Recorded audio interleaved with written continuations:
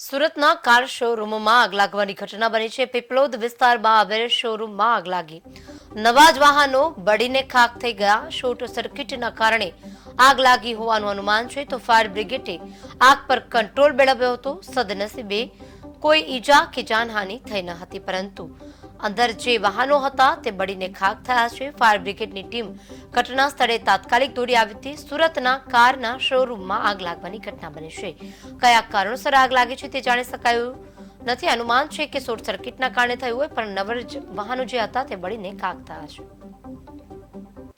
Sir Athwa zone fire વિભાગ આપણો Vesu Piplod road છે, એના પર કટારિયાનો શોરૂમ છે। ત્યાં આગ લાગવાનો મેસેજ કંટ્રોલ રૂમને મળતા કંટ્રોલ રૂમ દ્વારા તાકીદે અડાજણ વેસુ અને મજૂરાની ટીમોને ઘટના સ્થળે મોકલવામાં આવેલી। અહીંયા ઇલેક્ટ્રિક ડકમાં આગ લાગેલી હતી અને એના મારફત ઉપર આગ પસરેલી હતી। તાકીદે ફાયરની ટીમોએ આગ બુઝાવવાની કાર્યવાહી શરૂ કરેલી અને ઉપર તમામ માળો ચેક કરીને આગને કંટ્રોલમાં લીધી છે।